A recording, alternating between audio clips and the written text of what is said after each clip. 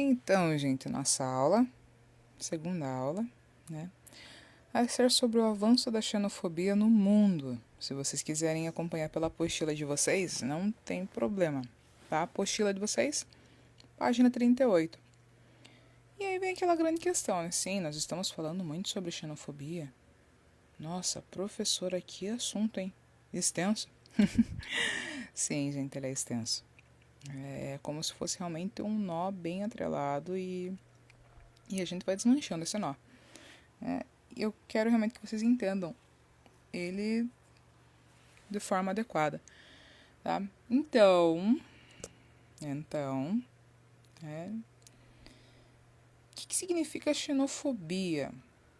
Sim, tem vários conceitos, tem, porém todos com o mesmo fundamento, tá? Então, mais um então. Esse conceito que vocês têm no slide de vocês. Atitudes, preconceitos e comportamentos que rejeitam, excluem e frequentemente difamam pessoas, com base na percepção de que eles são estranhos ou estrangeiros à comunidade, sociedade ou identidade nacional. Gente, esses estrangeiros e estranhos, na verdade, os estrangeiros não tem problema algum. Mas o termo estranhos não é que eles sejam, são estranhos de forma hostil, de se falar no conceito. Mas esse estranhos que foi colocado no conceito de vocês é estranhos a ponto de não conhecer. Nossa, fulano é estranho, é diferente, eu não conheço. Né? Então, são estranhos porque não são conhecidos. Né? E aí, em uma definição mais clara, mais simples, né? Xenofobia, ela é tranquilamente interpretada como uma atitude de aversão ou hostilidade a grupos ou indivíduos estrangeiros, né, alimentada por um nacionalismo extremo. Então, a gente pode considerar que qualquer forma de violência baseada nas características de origens geográfica, linguística ou étnica de uma pessoa pode ser considerada como xenófoba. Então, a xenofobia ela também pode ser considerada ou chamada de medo ou ódio por estrangeiros ou estranhos. Ela está vinculada a atitudes e comportamentos discriminatórios e frequentemente culmina em atos de violência, com diferentes tipos de abuso e até exibições de ódio e agressões pesadas, gente, muito pesadas. Então, os fatores que contribuem para o avanço da xenofobia no mundo. O desemprego, que afeta diferentes formas de países ricos e pobres. A globalização, que facilita a expansão de empresas e a circulação de informações, capitais e fluxos humanos. A dificuldade de países em estabelecer políticas criteriosas de migração e controle de fronteiras. O aumento das diferenças socioeconômicas mundiais entre os espaços de atração e repulsão, impulsionando as migrações internacionais. E, é claro, esses estudos acerca da xenofobia têm atribuído o ódio a estrangeiros a várias causas. Quais são essas causas? O medo de perder status social e identidade. Depois, a ideia de que apresentam uma ameaça ao sucesso econômico do cidadão, como uma ideia de que os migrantes tomariam suas vagas de trabalho.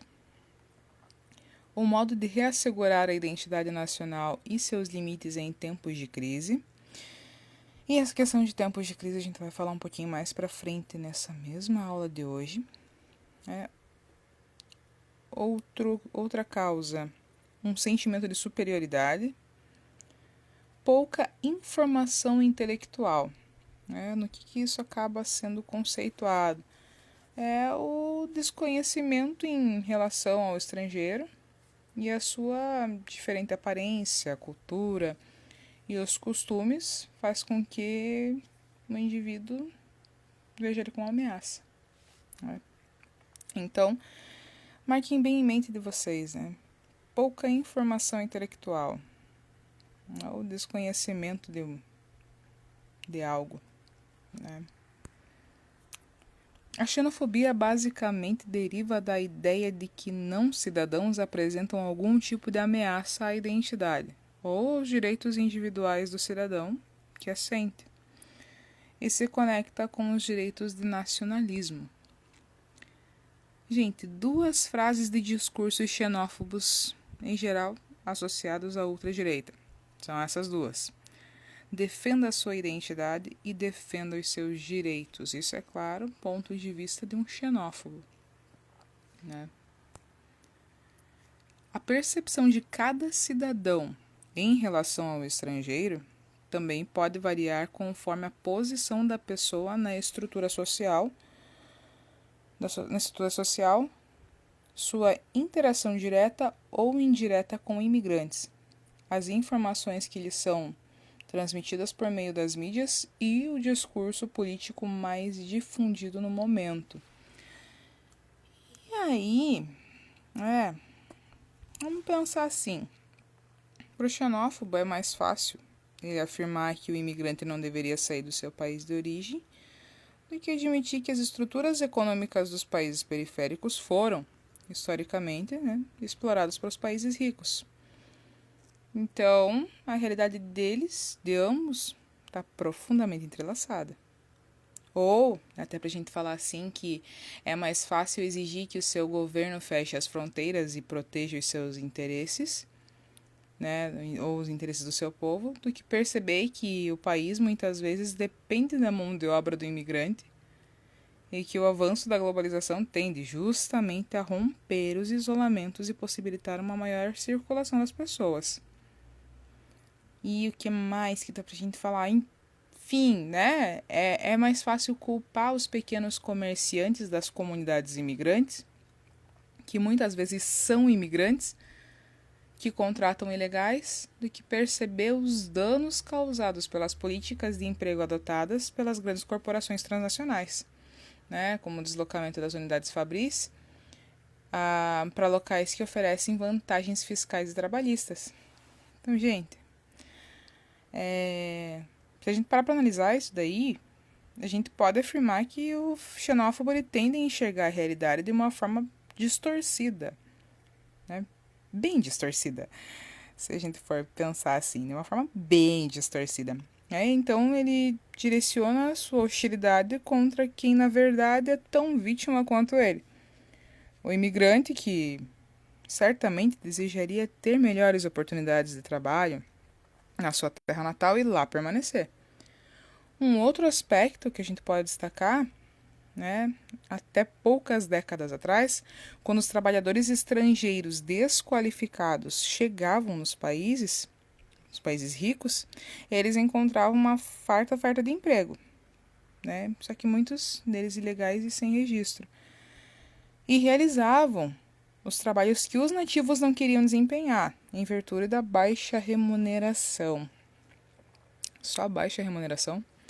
Lembram lá em cima, lá na frente, quando a gente falou sobre a sensação de superioridade, Então, não é só questão da baixa remuneração. Muitos empregos eles não aceitam porque, para eles, é vergonhoso. É um trabalho digno, mas para eles é vergonhoso. Eu jamais vou fazer isso.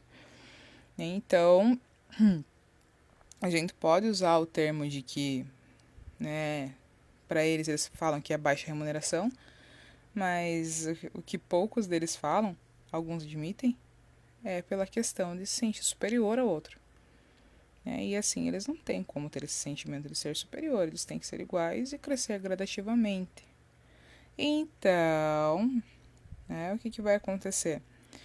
Esses serviços de baixa remuneração, como exemplo que eu coloquei para vocês, auxiliar de estacionamento, faxineira, babá, ou até o garçom, um entregador de pizza, um lavador de pratos, uma manicure. Para eles, para o imigrante, no entanto, especialmente para o imigrante ilegal, essa baixa remuneração muitas vezes representa um salário atraente, e não há vergonha em fazer aquele trabalho, até porque é um trabalho digno. Então, para ele é o suficiente para que ele se mantenha enquanto ele busca melhores qualidades de vida, né? Melhores oportunidades. E coisas que o xenófobo não vê. Para ele, na verdade, ele, como ele tem essas visões distorcidas, ele fica procurando motivos, né? Continuando. Quem é xenófobo e quem sofre com a xenofobia? Então, qualquer pessoa pode sofrer com a xenofobia, né? Se estiver deslocado do seu meio de origem, quanto menor é a distância cultural entre duas etnias, menos provável será a ocorrência da xenofobia. O que acontece? O nativo, ele tende a aceitar o imigrante, como se, no caso assim, se o imigrante sempre que ele renuncia à sua própria cultura, né, o seu idioma, os seus costumes, a sua religião, e que ele adote a cultura oficial da sociedade que o acolhe, posto que a diferença cultural é a maior ameaça percebida pelos cidadãos de determinado território. Então, aos imigrantes, em geral, é requisitado ou até imposto socialmente que demonstrem uma decidida vontade de formar parte da sociedade em que desejam viver, que assimilem a cultura e participem de ocasiões importantes para a vida em comunidade. Então, gente, o que acontece? A tolerância em relação ao estrangeiro, ela é frequentemente condicional. É como se a gente usasse até uma frase para definir. Eu não me importo com a sua presença, se você se adaptar aos nossos costumes, né? Então, não tem problema que você esteja ali, contanto que você viva e haja da mesma forma que nós vivemos e agimos, tá? Então, são essas algumas das ocasiões. Há grupos que sofrem reconhecidamente com a xenofobia em cada região, normalmente relacionadas a grandes fluxos migratórios e diferenças culturais, né? Por exemplo, os africanos e os árabes são dois dos grupos mais utilizados na Europa. No Brasil, são os haitianos e os sírios. Eles têm sofrido muito com esse problema de xenofobia. Nos Estados Unidos, nós sabemos que são os mexicanos o alvo desse avanço da xenofobia. Qualquer um está suscetível a se tornar alvo de xenofobia, com a proliferação dos discursos de ódio em relação a estrangeiros, mesmo nativos de países que tenham semelhanças culturais com o outro podem ser hostilizados. Do mesmo modo, qualquer um que tenha atitudes xenofóbicas, né, podem ser considerados xenófobos, independente da sua origem ou até de já ter sido alvo da xenofobia em algum outro momento. Em até alguns conceitos de xenofobia, algumas descobertas que eles possuem é que o xenófobo já sofreu alguma hostilidade por alguém que era daquela cultura, né, que ele está hostilizando, e ele não se sentiu bem, então ele começa a despejar esse ódio em cima das pessoas. E até por alguns estudiosos, eles dizem até que a xenofobia acaba sendo uma doença. Tá? Continuando. Então, gente, como a xenofobia se manifesta, né? Então aqui, há um grande conjunto de comportamentos que podem ser considerados xenófobos. Comentários discriminatórios, estereotipados ou até desumanizantes, políticas e práticas discriminatórias por governos e servidores, como a exclusão de serviços públicos aos quais teriam direito. Aí já acaba sendo inserido educação, segurança, enfim, saúde, né? Acabam sendo, na verdade, tirado deles, só pelo fato da pessoa não ser dali. Ataques e assédios por agentes estatais. né, de comum ocorrência principalmente no meio policial e por oficiais de imigração. Depois, ameaças, intimidações e violência pública, incluindo agressões físicas. Então, gente, ouçam bem, prestem bem atenção nisso, tá? Um chinês de 23 anos, é esse rapaz da foto, que estuda em Londres, foi agredido por algumas pessoas na capital inglesa após sofrer lesões faciais.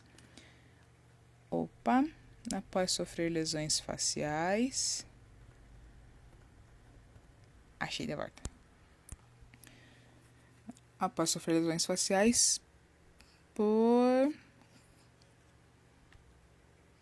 em um ataque racionalmente agravado por um caso de racismo ligado ao coronavírus, de acordo com as informações da CNN. Jonathan Mock escreveu sobre a sua aprovação em um post público no Facebook na segunda-feira, detalhando como foi atacado por um grupo de pessoas na Oxford Street, uma movimentada área comercial no centro da capital britânica, por volta das 21h15. Isso, 24 de fevereiro. O ataque ocorre em um momento de crescente xenofobia contra pessoas de aparência do leste asiático no Reino Unido e em todo o mundo. Então, o que o rapaz afirmou? O Jonathan. Ele disse o seguinte: o cara que tentou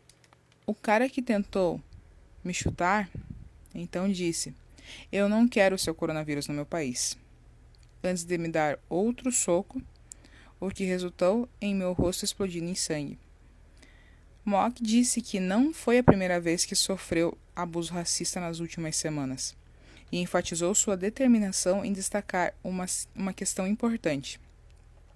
Estudei em Londres nos últimos 2 anos, e todos os anos sou submetido a observações racistas, inocentes ou feitas com malícia, escreveu ele, para aquelas pessoas que me disseram que Londres não é racista, pense novamente. A Polícia Metropolitana de Londres confirmou em comunicado que está investigando o ataque racionalmente agravado contra Mock.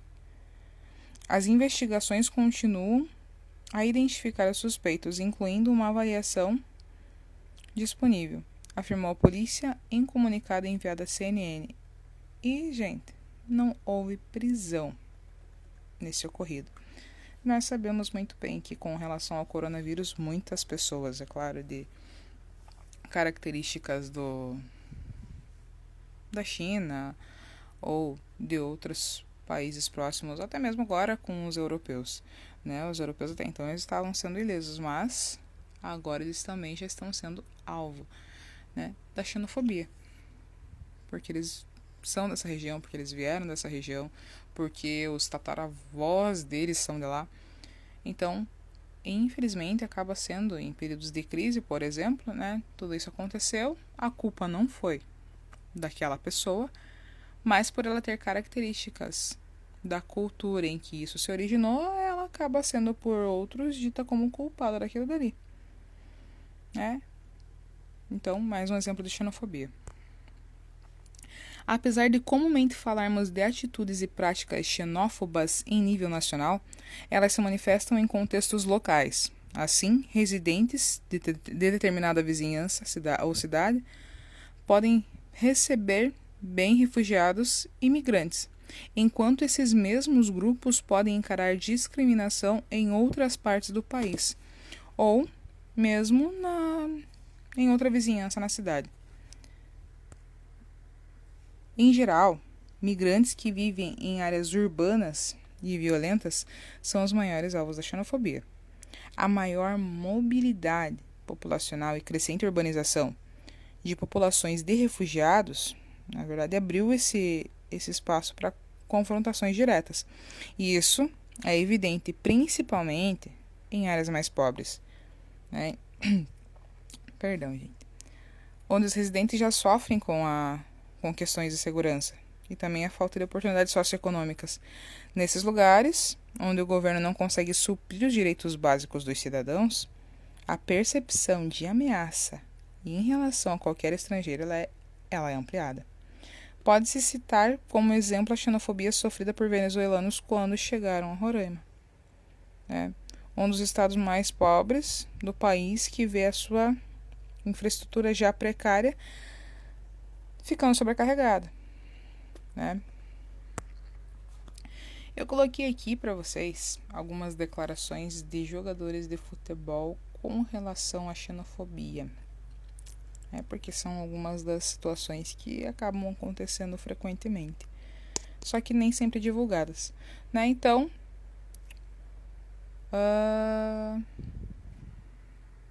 deixa eu achar aqui a palavra certa.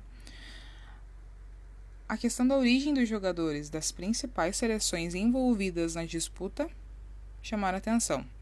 Os times da Inglaterra, França e Bélgica, com seus diversos jogadores de ascendência africana, mostravam não apenas legados de colonização, mas também levantaram questões sobre racismo e xenofobia. O atacante belga Romelu Lukaku relembrou em entrevista o tratamento distinto que recebia da imprensa. Quando as coisas corriam bem, eu lia os artigos de jornal e eles me chamavam de Romelu Lukaku, o atacante belga. Quando as coisas não corriam bem, eles me chamavam de Romelu Lukaku, o atacante belga, descendente de congoleses, afirmou. Tal declaração se junta a várias outras denúncias, mais antigas como a de Karim Benzema e de Zidane, ambos descendentes de argelinos e jogadores na França, que não cantam o hino nos jogos.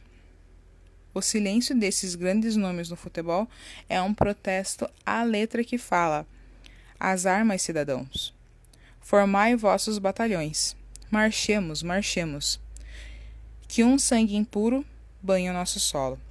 Então, duramente criticado por não cantar o hino, Benzema, que é chamado de vendedor de kebabs, quando está em uma fase ruim nos jogos, declarou: se eu marco gol, sou francês, se eu não marco, sou árabe. Outro caso de xenofobia exposto pela Copa do Mundo de 2018 envolveu o jogador Mesut Özil, da seleção alemã, descendente de turcos. Özil foi duramente criticado após a Alemanha ser eliminada na primeira fase. Mas tais críticas não foram apenas direcionadas ao seu futebol. O encontro que o jogador tivera com o presidente turco semanas antes da Copa constantemente veio à tona. Em julho de 2018, Özil gerou reações até mesmo de políticos ao comunicar que se afastaria da seleção alemã. O meia também criticou duramente o presidente da Federação Alemã de Futebol, Reinhard Grindel, afirmando que ele foi desrespeitoso com a sua origem e disse ainda ter sido transformado no principal culpado pelo franco desempenho alemão na Copa do Mundo. E ele afirmou: aos olhos de Grindel e seus apoiadores, eu sou alemão quando ganhamos, mas um imigrante quando perdemos. Esse não é o único caso, gente. Esses não são os únicos casos dessas questões de xenofobia dentro do meio do futebol. Se vocês resolverem ir a fundo nisso daí, vocês vão encontrar vários casos e a gente até fica meio impactado com a situação, porque a gente não imagina. Para nós, é claro que não temos esse pensamento tão distorcido da realidade, A gente acaba, às vezes não abrindo os olhos para algumas coisas que acontecem. Então, existem muitos outros casos, tá? Quando a xenofobia costuma se intensificar? Alguns contextos, na verdade, socioeconômicos, podem intensificar a xenofobia. As épocas de crise ou de recessão econômica, as elevadas taxas de desemprego, né, são exemplos dessa piora. Então, o desemprego, na verdade, e a crise são os que mais deixam a xenofobia intensa, porque aí eles querem achar o culpado. O país está em crise, a culpa é do imigrante. Para eles, é claro. Né? O número de desemprego está crescendo, a culpa é do imigrante. Né? Então, a culpa não é do sistema, a culpa é do imigrante. Tá? Isso é claro. Lembra o que a gente falou? Visão distorcida. Então, em geral, se o trabalho realizado pelos imigrantes se limita àquele que a população local não quer realizar e não afeta a sua própria situação, sua presença é mais aceita. Então, algumas das questões. É claro que eles aceitam algumas situações, por exemplo, como aqui nós falamos, né, de algumas profissões que para o xenófobo ele não quer fazer. Mas se o país está em crise e o desemprego está alto, aí ele acha o imigrante culpado. Mas se o país está tudo bem, aí ele aceita. Então, gente, são situações bem distorcidas da realidade mesmo, né? Então, o que mais? Né? A maior competição por recursos limitados, vagas de emprego, vagas em escolas públicas, leitos de hospitais, entre outros, na verdade, né? E que a gente está vendo muito atualmente, costuma levar a população local a realizar discursos ou ter comportamentos xenófobos, buscando restringir, na verdade, a entrada no país, pedindo em alguns casos até a expulsão das pessoas. E isso a gente infelizmente está vendo bastante. Né? Então, com essa questão do avanço do coronavírus, a gente está vendo muito isso e até presenciando sem perceber essa parte da questão da xenofobia. Então, a ideia por trás dessas atitudes é de que se deve priorizar o atendimento e o funcionamento dos serviços públicos aos nativos, especialmente em situações de crise, em que os recursos financeiros do Estado se encontram limitados. Então, situações que acabam acontecendo. É como se o imigrante ele já não tivesse mais direito a nada, só porque ele não é dali. Então, lembrem bem, visão distorcida, né? Então, o fluxo migratório mundial está aumentando. O que vocês acham? Coloquei o mapa mundi, bem bonito. Fazia tempo que não vi um mapa mundi assim, bem bonito, bem colorido. Então, eu coloquei esse mapa mundi aí. E me digam, né? Não, vocês não têm como me dizer. A gente tá longe. Mas pensem aí. Vocês acham que o fluxo migratório ele tá aumentando, gente? Pensem. Então, de acordo com a Organização Internacional para Migrações, o OIM, em 2015, havia 244 milhões de imigrantes em todo o mundo. Então, se isso em 2015, imaginem hoje, sim, gente, esse fluxo está aumentando. Né? Então, apesar desse número ser um número expressivo, ele representa apenas 3,3% da população global. Então, essa proporção tão pequena, ela acaba indicando que há uma preferência das pessoas em permanecer em seus países de origem. Né? Já é um ponto positivo. Mas essa tendência ela é confirmada pela estimativa de que a migração internacional, que ocorre dentro do intranacional, falha técnica. Né? Então, essa migração intranacional, que ocorre dentro do Estado, chegava a 740 milhões em 2009. Então, contudo, é claro, é importante não prestar atenção apenas nos números totais. Então, a gente tem que buscar perceber as mudanças nos fluxos migratórios, que vem aumentando. Então, os 244 milhões de imigrantes estimados em 2015, eles representam um aumento significativo em comparação ao ano 2000. No ano 2000 foram 155 milhões de pessoas, 2,8% da população. Apenas 2,8% da população que saíram dos seus países de origem.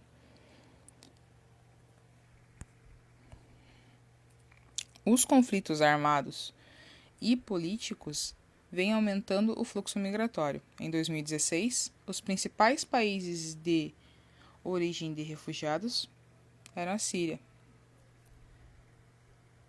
que por conta da guerra civil viu 5,5 milhões de pessoas deixarem o estado. Então, né, quando a gente para ver assim a questão dos conflitos, né, em seguida depois vem o Afeganistão, que vive no meio também dessa instabilidade e violência até mais de 30 anos, né, originando milhões de refugiados. E essa diminuição ela é justificada, né, que aconteceu até por parte dos afegãos, né, por volta de diversos refugiados.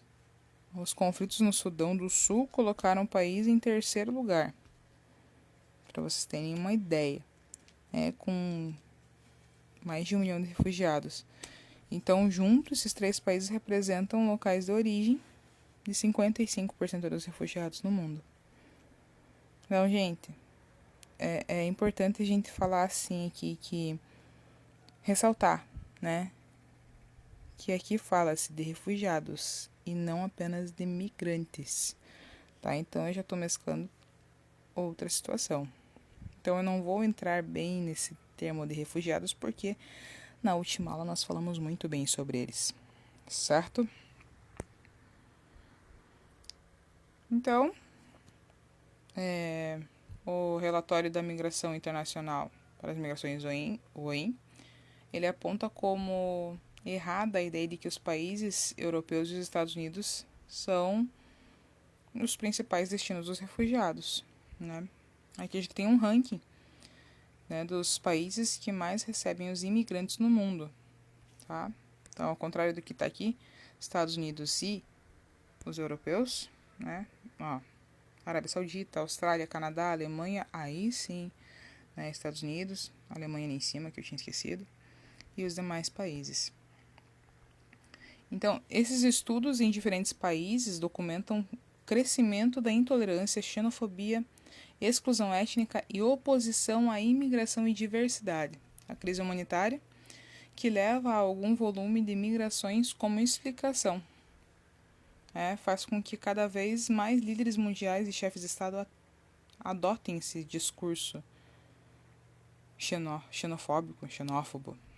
Né? Então, chefes de Estado, infelizmente, eles também.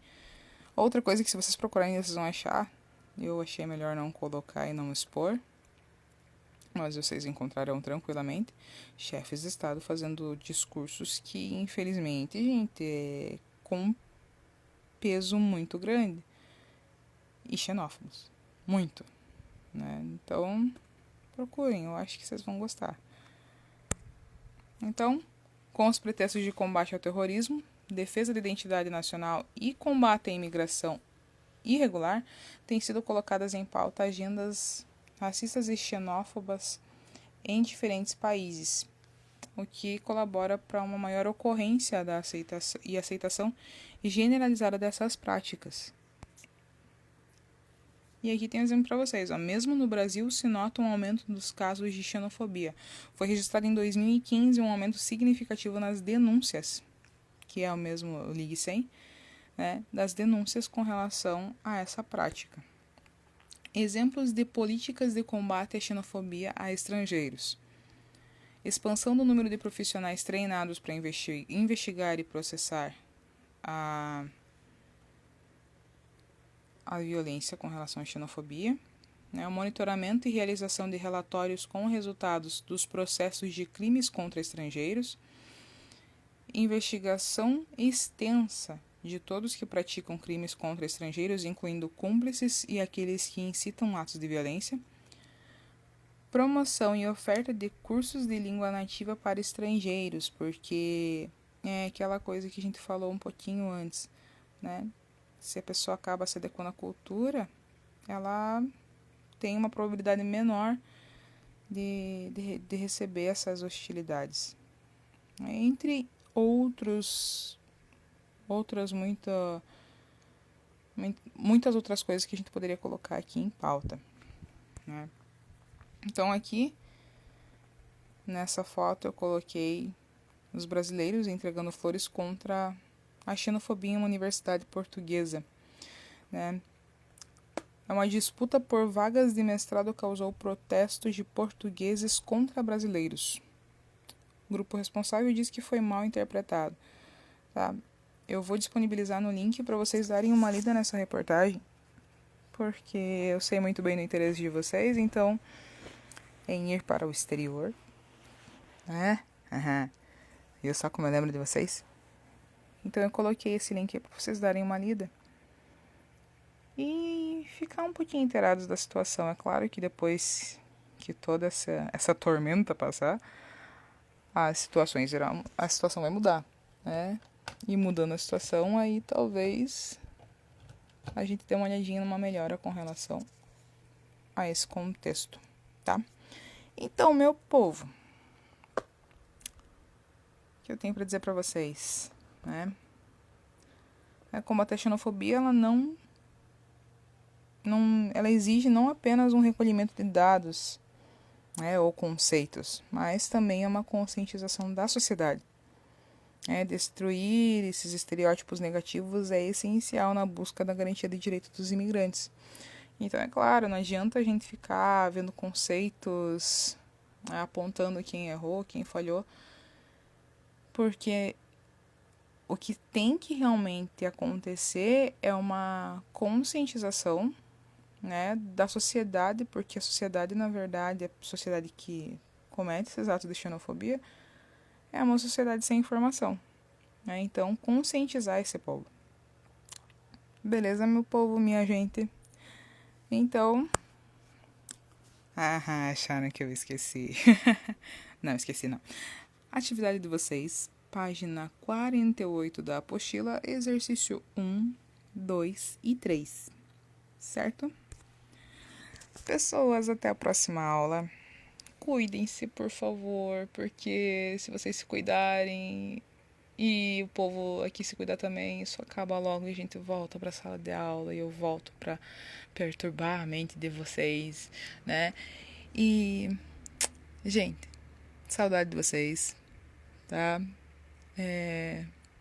Saudade mesmo. Vocês sabem que todos vocês têm um lugar especial no coração da gente. Então, boa semana, bom descanso e até a próxima aula, povo.